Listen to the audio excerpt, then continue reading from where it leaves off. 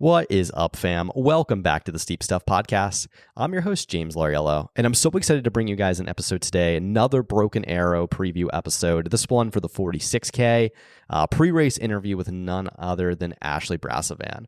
Yo, Ashley is one of the most consistent athletes I probably ever had on the podcast, training out of Golden, Colorado, so on the Front Range. Ashley was kind enough to join us on the pod, chatted all about her prep and where things have been going into this race. She most recently competed both at the GoPro Games and just a few months back in April at the Desert Rats 50K. Desert Rats, she took herself a second place finish, so got on that podium. I personally got to witness Ashley last year at the BTMR take the dub. It's the Bartrell Mountain Race, for those of you who don't know. Ashley's just, like I said, I want to go back to saying one of the most consistent athletes in our sport. She's got a lot of experience at this race. Last year, racing the 23K, getting on the podium and taking that third place spot. It's going to be really fun to see Ashley race this one. Wishing her the absolute best of luck. This is really fun because I have not had Ashley on the pod yet. This was our first interview, so looking forward to having her back for a long form interview down the road. Super cool stuff. So without further ado, none other than Miss Ashley Brasovan. Ashley Brasovan, welcome to the Steep Stuff Podcast. How's it going? Good. How are you? Thanks for having me. I'm excited to finally be on. I know. I'm excited to have a conversation with you. It's interesting. You're one of the most I was just blown away after looking at your results, getting ready for, this podcast to have this conversation. Like, you're so consistent. You've made like a world's teams before, like you've competed for Team USA. You've done a bunch of stuff. So super excited to be having this chat and finally have you on. So, it is pretty crazy to think about. I mean, I think Hoka actually knew me from high school because they're like very into high school track and cross country. And I always think about it, like I've been competing for 25 years, which is crazy. Like most people come from like different backgrounds, but I started competing in track in 6th grade and ran Foot Locker and all of those, and then ran D1 and then roads and then trails. So I've kind of like been there and done it all over the past like couple decades.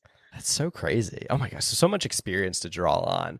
Obviously, this conversation's more centered around like Broken Arrow and things like that. But I feel like because we haven't talked before, I got to learn a little bit more about you. In my research, I realized you're a Dookie. You went to Duke. You ran there. Obviously, you've got like a very serious job of what you do as well, and you're a professional athlete for Hoka.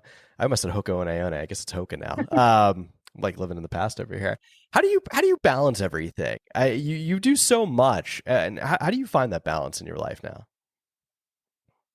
Yeah, it's hard. I don't think there's ever like a time where I feel like it's fully balanced. I feel like it's kind of a give and take and prioritizing different things at different points in the year. But I think it's always been good for me. I'm very driven and hardworking. And I think I've thought a lot about it. And I don't think I could run full time. And I think a lot of that is just in high school, I was so focused on running. I like won Foot Locker, was like second my senior year. Came into college with a lot of expectations and then had 4 femoral stress fractures in 4 years. And I think I really had to think about like, what else do I have outside of running and who is Ashley outside of running? And I think because of my history with osteoporosis and an eating disorder and like all of the bone stress injuries, it just really forced me to be a little bit more well-rounded, like going into like the professional running scene after college. And so I think I've always just been someone who, like, because of my experience when I was younger, I've just always really known that I need something else in addition to running because I am injury prone and I have a history of stress fractures. And I've been lucky to be healthy the past couple of years. And I'm super grateful for that. But I think it's mostly like I've learned to balance things because of that long history going back to high school and college.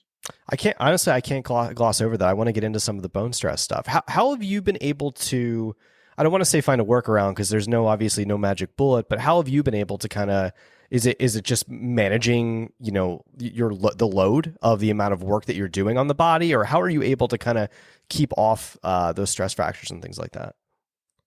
Yeah, it's a good question. I think I finally found a formula that works for me. Coming out of or like going into college, I feel like I was really forced to like gain weight, look at nutrition, look at recovery a lot more. So I think during those 4-5 years of college, I really focused on eating more, making sure that I wasn't constantly in a deficit. And then my training now for the past like 2 or 3 years, I've only been running 5 days a week. So I do prioritize cross training. I kind of get in what I can. I don't really do a lot of long runs, like nothing really over 20 miles. And so it's kind of balancing, the level of training, integrating a lot of cross training and some strength training, and just knowing what my body can handle. I think I've gotten really good at listening to my body too, and just knowing, when enough is enough. And I think my job kind of prohibits me too from like doing too much and overtraining. So I constantly feel like I'm undertrained, but that's kind of worked for me over the past couple of years. It's so interesting to me, like seeing what different things work for different people. Like I've talked to some people that run 160 miles a week, and it's like, how do you do that for sub ultra? That's bananas. And then I talked to some people that do 30, 40 miles a week and get a large amount of volume on the bike. And it's just interesting how there's multiple ways to show up to a race fit and to bring your best self, right? Right. Yeah, I think that's part of it, is just like putting on the blindfolds and knowing that there's a lot of different ways to get to the starting line, and that, my normal looks very different from a lot of people's normal. And I've accepted, since college, that I'll never be someone who runs over like 60 or 70 miles a week. Like that's just asking for another stress fracture. And so I've accepted that cross training is and always will be a big part of my training. I gotta ask you this. So you don't race a crazy amount, but when you do, you're so consistent. You're usually always on a podium. Very rarely are you not on a podium. What's the secret to that success? Do you just highlight a race and train specifically for that and just go and nail that? Or are you more, okay, I'm feeling fit, I'm going to jump into this race? Like, how do you approach a lot of these races? Because like I said, you just have had so much success and so much consistency across the board. Yeah, honestly, I feel like some of it's luck. But I do think, I do a really good job like recovering and tapering before a race. And I think that's something that not everyone is good at. I think going in like really well rested is definitely one of my strengths. I've gotten a lot better at nutrition and hydration, and I think I tend to run my own race, which helps a lot. And yeah, I think I have to plan my year in advance. So a lot of times I'm just planning my races honestly around my work schedule. Like Broken Arrow fit really well into the year as a whole. And I think like starting in like December of the prior year, I strategically look at, like what is my work balance? Like what does my personal life look like? And I try to plan races into my life when I know I'll go in and be well rested. And then I think part of it is just like I've been racing for so long that like I still get nervous, but like I don't think I get as nervous as most people. And I'm doing this, a lot for fun and for myself at this point. And so I think I take a lot of the pressure off myself, and I've been doing that a couple of years. So yeah, I think those are some of the things that have really helped me, and just in my past experience of like several decades of racing. That's amazing. You were at GoPro this past weekend, correct? Yes, I was. Maybe talk about that and like how was that like just a tune up for you, trying to get the race feels and like see where you're at going into Broken Arrow? Was that an A race? Like how did you approach this past weekend? Yeah, I think GoPro was definitely a training race. I wanted to get something in before Broken Arrow, and I wanted to practice fueling a little bit more, like fueling at like super high intensity. I wouldn't say it was like my best race, but I was a little bit tired going in. I'd been sick a week or two before, so I knew I wasn't probably going to get like first in that race, but I think it's good to like put yourself in that position and just get the race mentality back. And I think it was a good like prep race and like practicing race morning going into Broken Arrow, since Desert Rats had been, it's like 2 months now. So it's good to I wanted to get one more in before we lined up for Broken Arrow. Smart. No, I love the approach. All right, let's get into Broken Arrow. Obviously, you're no stranger to what it's like to be on a world's team. You raced last in Chiang Mai, which was a huge deal. You're on the 40K team, correct? Correct. Yeah, with Christina and just a group of amazing individuals. Yeah, what's the stoke level going into this race? Are you excited? I got to ask you first and foremost, is the goal to make it onto another world's team? I think that would be icing on the cake. Yeah, I've kind of struggled with what my A goal is this year. I think I want to go in and give my all to Broken Arrow and see what happens. Like, I have no idea what shape I'm in compared to all of the other girls. Like I think there's like 10 or 15 people who could easily podium at this race. And so it'll be really competitive. And I really just think it'll be like who has the best day next Saturday. So it'll be, I think I definitely have the potential to make it. I think it'll just be, what everyone else's day looks like and what my day looks like and kind of that mix of things. And I would definitely accept the spot if I made it. I also am looking at it as, OCC in 2022 like didn't go great for me. So that also could be if I don't make the world team, I think this is a good stepping stone to get a bunch more training in after this, learn a little bit about like strengths and weaknesses and what I need to work on, and then really focus in on OCC this year. So I think I'm kind of looking at it either way. Like if I do make the team and don't make the team, like what does that mean? And what does it mean in like the year as a whole? If you make it, that's amazing. If you make it, what would that mean for you to be back on Team USA?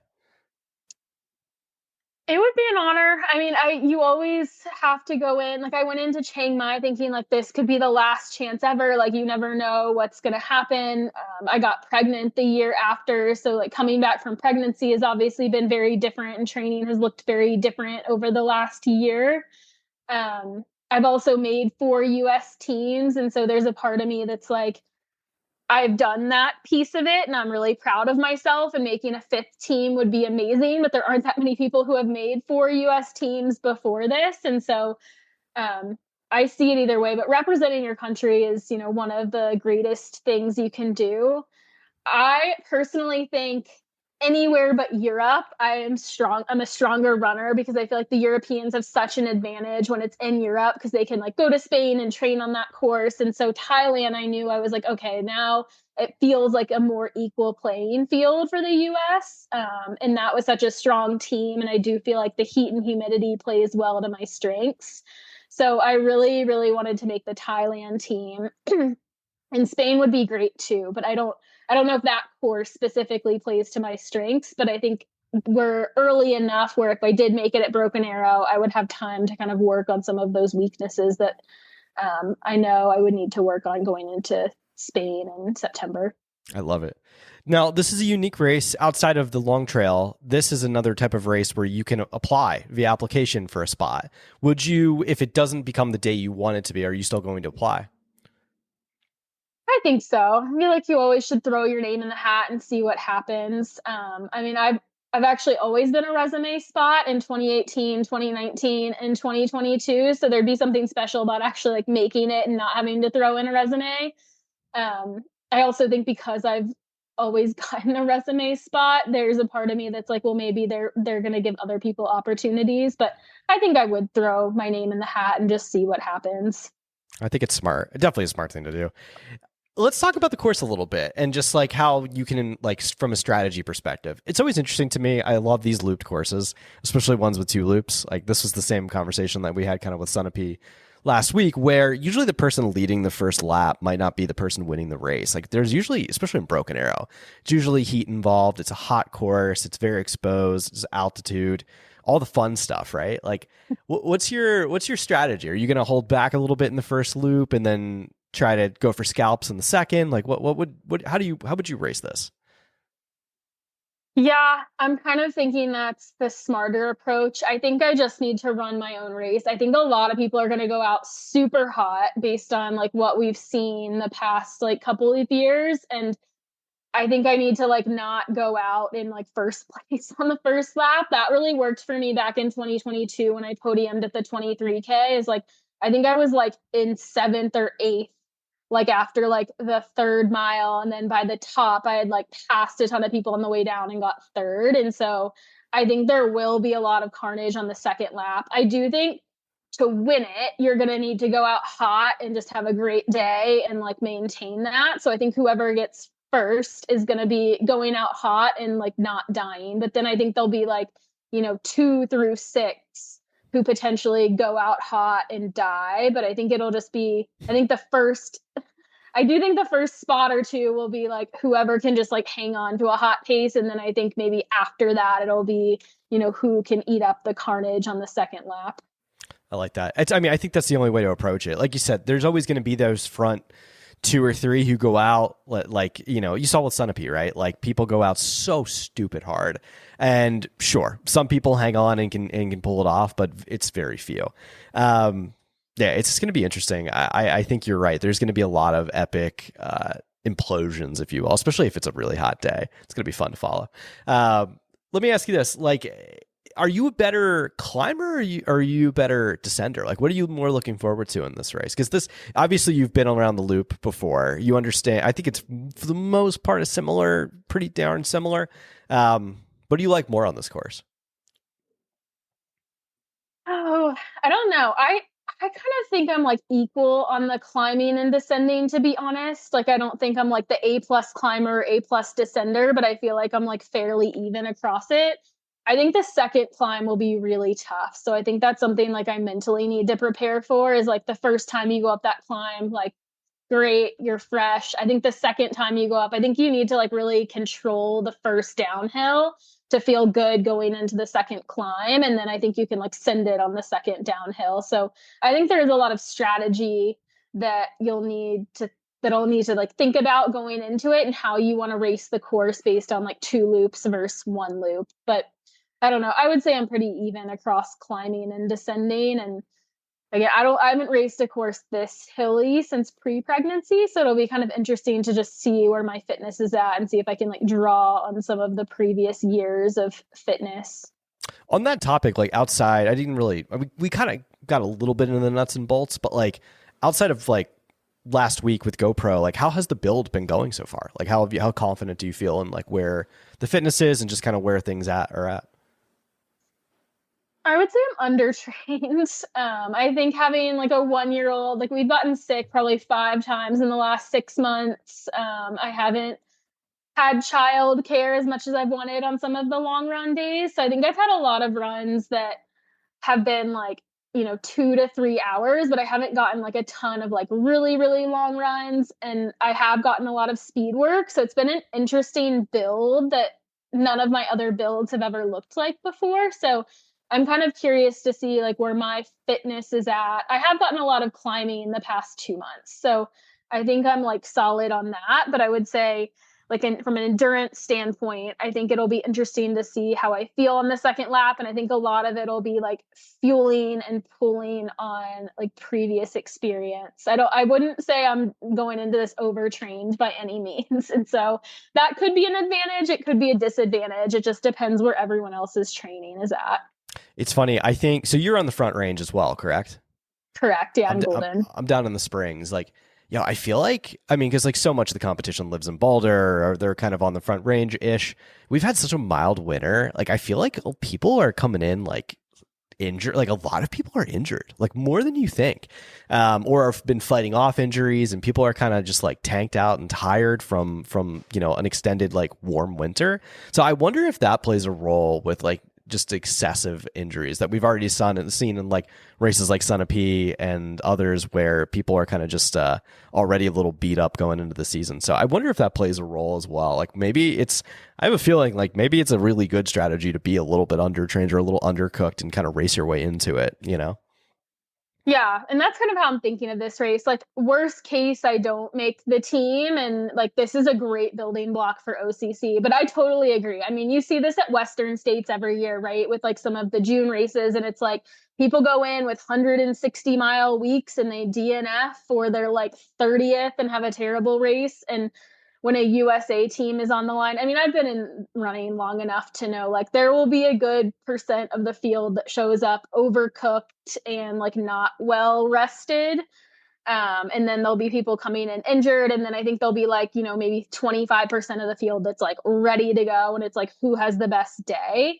And so I really think anything can happen. I think when a lot is on the line, like a US team, you can see like all ends of the spectrum of people coming in. And, there's only so much you can glean off of social media and Strava. It's so true. Yeah, there's a lot of good points to be made there. Let me ask you this. So if, so we've got September calendar, OCC, or that's kind of like late August, and then obviously Worlds in September. What else is on the schedule for this year? What do you think you're going to hop into? That is a big question. I think I was kind of waiting till after Broken Arrow to make a decision. I mean, it's kind of intriguing that they're keeping the OTQ the same. I thought they would lower it. And so that 237 is like a little bit appealing. Like I could see myself going like a CIM direction because the window's open so early and they're keeping the 237. Um, or I could see doing like a 50 mile or 100K. I think I like haven't felt ready to do that. And I think pregnancy kind of delayed going into like the longer distances, like beyond a 50K. Um, so I think those are like two very opposite directions, but I think I'm still trying to figure out like, do I want to try a road marathon and try for the OTQ like 2 years early, or do I want to go into the longer distances and try maybe like a JFK or like some sort of trail 100K like later this year? Yo, you got options. I like it. I was kind of curious to see if you'd say like, oh, maybe I'll hop into something really short. Like last year we saw you at BTMR and you had an amazing race there, obviously. So it's just cool to like mix it up, and there's always fun little races to hop into. But 100K or a 50 mile would be kind of sick. Like it's still, the beauty and the interest of the unknown is kind of cool, right? Yeah. And there is a part of me that was like, oh, should I go shorter? Like, should I do Sunapee this year? But yeah, I've kind of been dealing with like some hamstring niggles like early, like during the winter, and I just didn't get as much speed work in as like you need for those really short races. And so I kind of crushed that idea and moved on. I think there's a part of me, I've done the shorter stuff, and there's a part of me that's like, oh, I just want to take like maybe a stab at the longer stuff. I really wanted to like figure out the nutrition side of things a little bit better before I dabbled in that and like give myself time to recover from pregnancy in the postpartum area. And I think I'm kind of at that point. I like to hear that. Let's talk nutrition for a second. Like, how has obviously it's a little bit of an interesting Rubik's cube for everyone. Some people, especially, I feel like Broken Arrow is a great place to kind of put that on display if you have that figured out or that aspect figured out.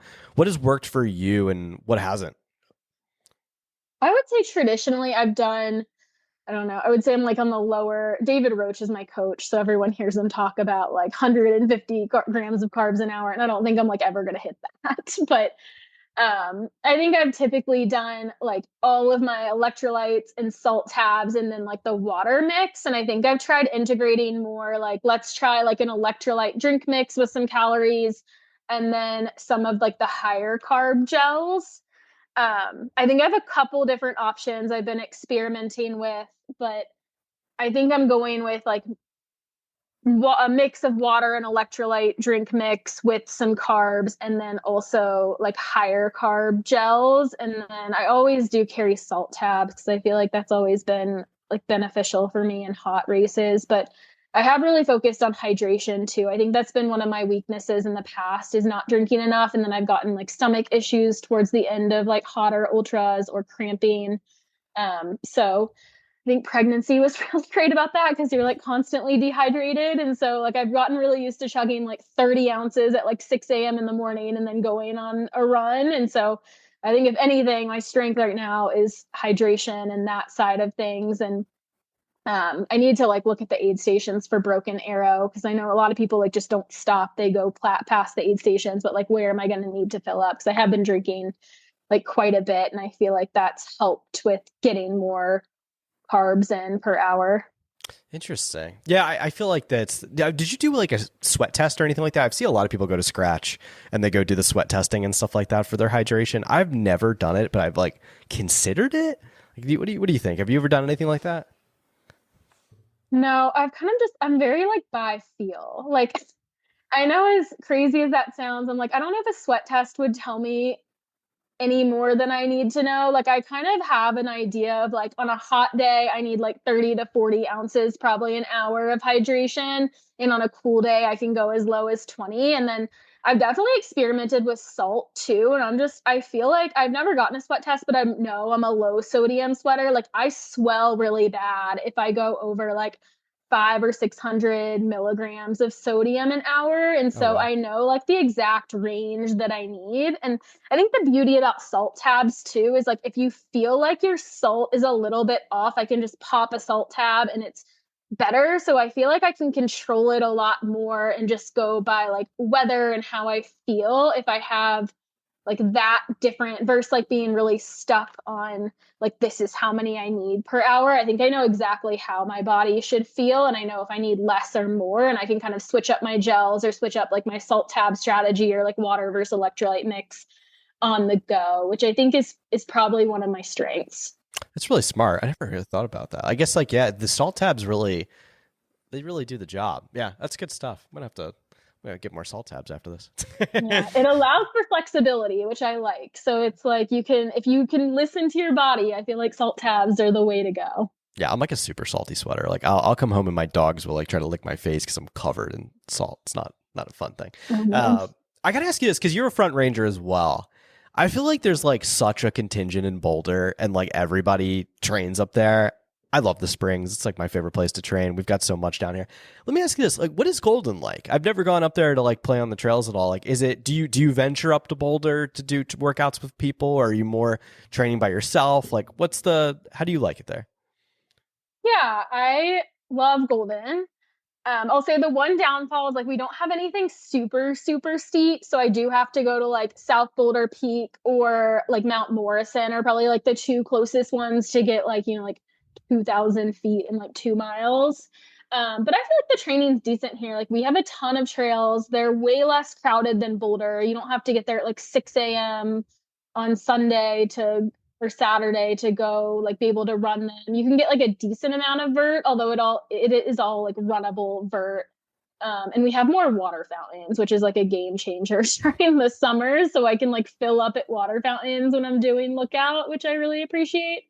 And I think I'm so competitive that like I just think Golden is a better fit for me mentally because it's not like you're constantly competing on the trail and you're seeing like 10 people, whereas you go to Boulder and like you're guaranteed to run into like 5 or 10 people, and then like you tend to get competitive. So I feel like culturally Golden has always just been a much better fit for me and kind of what I need from like a pressure standpoint.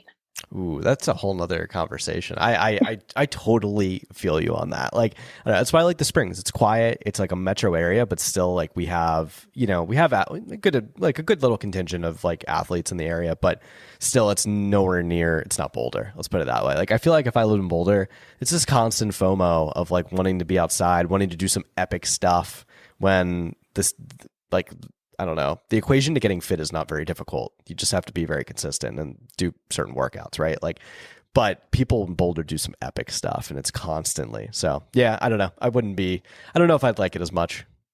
Sorry, yeah, Boulder people. It's pretty crazy. Yeah. You look on Strava and you're like, oh, this person did like 50 miles today in Boulder. Yeah. Wow, this is pretty nuts. Yeah. Or you see these crazy workouts. It's just like, man, I don't know. Yeah, I don't know.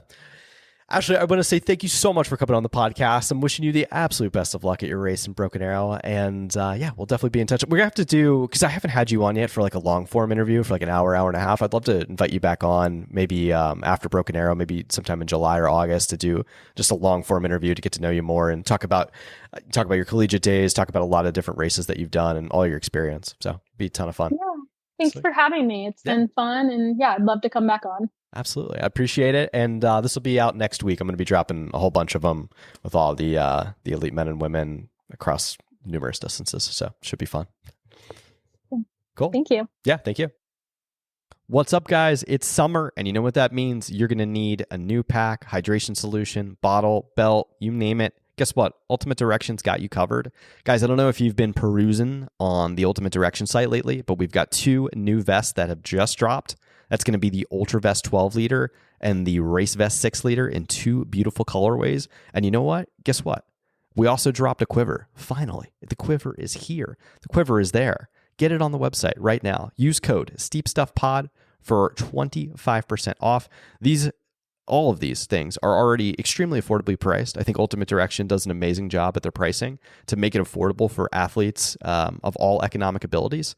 And guess what? You're going to get yourself an additional 25% off by using code SteepStuffPod. Like I said, it's summer. It's Broken Arrow week. It's crazy. That's the vibes are high. The stoke is high. You're going to need a new vest. You're going to need a hydration solution. Like I said, go to Ultimate Direction. They've got you covered. 25% off with the code SteepStuffPod, and you are all set out the door. So, guys, enjoy your week. It's Broken Arrow week. Go crazy, go wild. Guess what? Next week is TrailCon, and then we are in Western states. This is the best few weeks of our sport, so it's wild. Woo!